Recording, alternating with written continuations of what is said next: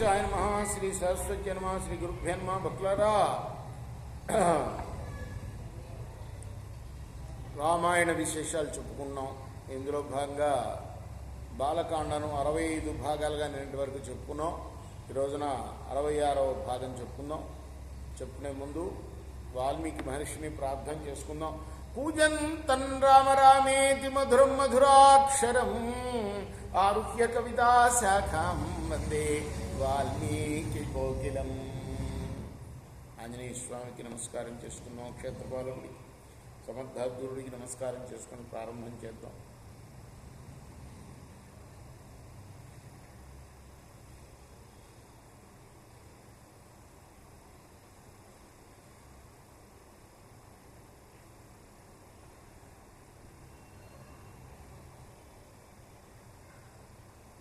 మహాబలుడైన గరుత్మంతుడికి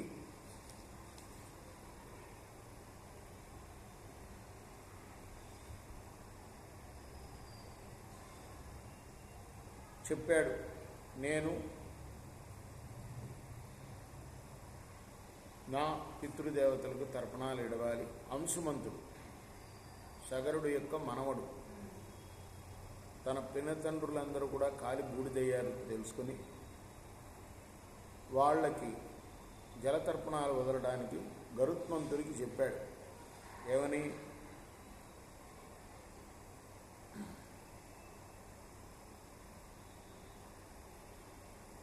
నీరు తేవటం కోసం. నీరు కావాలి కదా తర్పణాలు ఇవ్వడానికి. అప్పుడు గరుత్మంతుడు అన్నాడు, నాయన, నీ పితరుల వధ లోకహితం కోసమే జరిగింది. అపరిమేయ మహిమాన్వితుడైన కపులుడి చేత ఈ మహాబలవంతులు కాల్చివేయబడ్డారు. కాబట్టి వీళ్ళకి లౌకికమైన జలంతో తర్పణాలు విడవకూడదు. అంటే ఏదో ఇక్కడ కనపడే జలం, ఏ బావిలో నీళ్ళు నన్ను తెమ్మని చెప్పావో అది కాదు, అలా విడవ తగదు.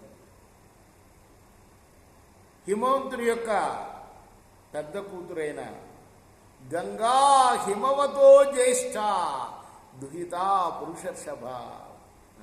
పెద్ద కూతురైన గంగ, ఆ గంగ యందు నీ పితరులకు తర్పణాలు విడవాలి సుమా.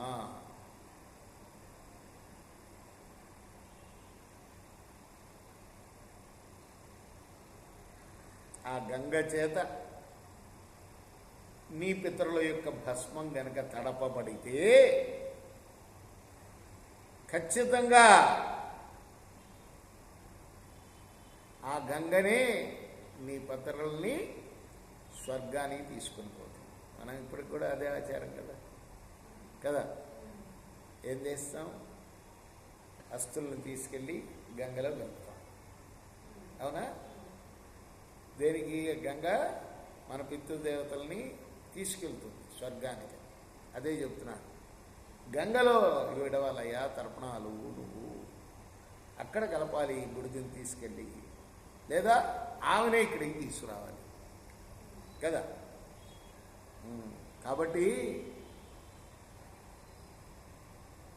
ముందుగా నువ్వు నీ గుర్రాన్ని తీసుకుపో, మీ తాత నిర్వహించే యజ్ఞాన్ని సమాప్తం చెయ్యి అని చెప్పాడు. వెంటనే గుర్రాన్ని తీసుకున్నాడు, తన నగరానికి వెళ్ళిపోయాడు అంశుమంతుడు. గరుడులు చెప్పిన మాటలను కూడా చెప్పాడు సగరుడికి. ఏది? ఆయన పుత్రుల మరణాన్ని గురించి, 60,000 మంది పుత్రుల మరణాన్ని గురించి గరుడు ఏం చెప్పాడు? గంగతో తడపాలి అని చెప్పాడు. ఆ తర్వాత యథాప్రకారంగా యథాశాస్త్రంగా యజ్ఞాన్ని ముగించారు. తర్వాత మహారాజు గంగను రప్పించే విషయంలో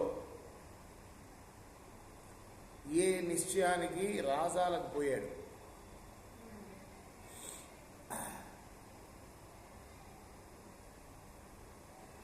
30,000 సంవత్సరాలు పరిపాలన కూడా చేశాడు. తర్వాత మామూలు కాదు, 30,000 సంవత్సరాలు తర్వాత స్వర్గస్థుడైపోయాడు.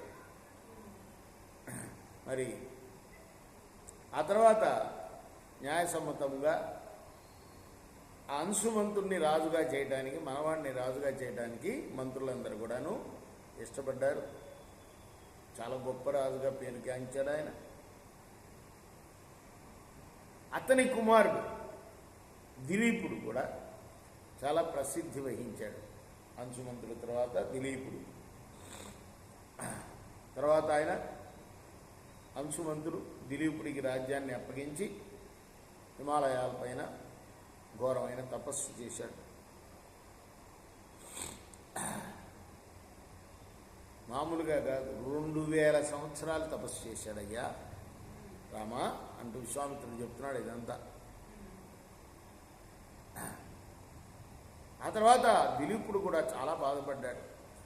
తమ యొక్క పితామహుడు ఇలా భస్మీభూతులవటం కపిలుడి చేత విని ఏ నిశ్చయానికి రాజాలకపోయినాడు. గంగ ఎలా దిగి వస్తుంది, పితరులకు తర్పణాలు ఎట్లా అని చింతాక్రాంతుడయ్యాడు. అంటే అప్పటిదాకా ఇంకా గంగ భూమి మీదకి రాలే. అది ఆ తర్వాత దిలీపుడికి ఒక కుమారుడు కలిగాడు.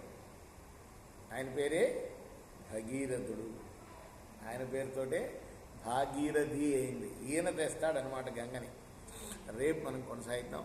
కృష్ణార్పణమస్తు. సాయి కృష్ణ.